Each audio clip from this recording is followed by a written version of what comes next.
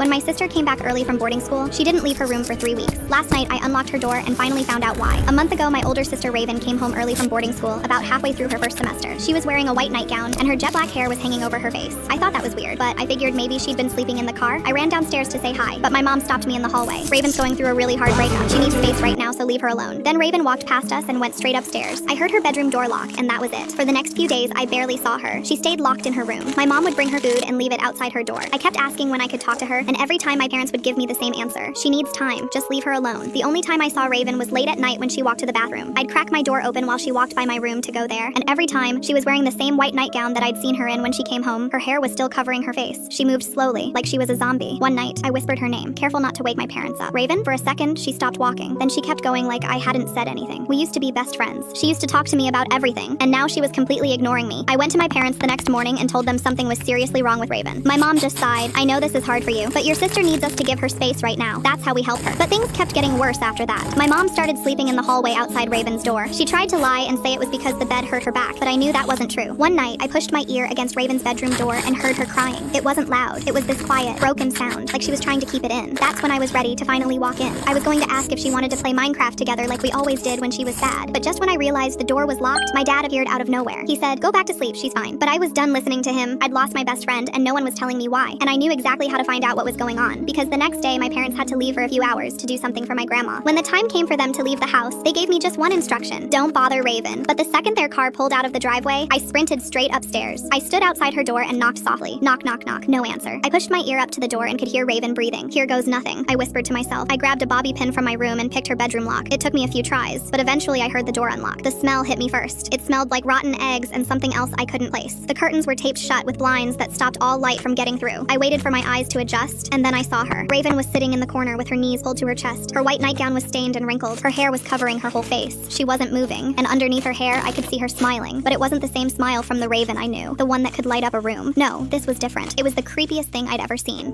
Hey, I stammered, trying to walk closer to her. "Hi," she responded, and somehow her smile widened even more. But somehow none of that was even the craziest part, because that's when I started to look around her room. There were hundreds of printed screenshots taped everywhere. All of the messages that she'd received from people in her boarding school, they were horrible. People calling her disgusting, telling her to disappear, saying they sent the photos they'd taken of her in the bathroom when she thought she was safe to everyone. I turned back to Raven, and she was looking at me now. Suddenly, she began to rock back and forth, even making the floorboards creak. Her voice came out quiet and cracked. "They're still sending them, every day. I can't make it stop." I heard my parents come home and immediately ran out of her room. I haven't been inside since.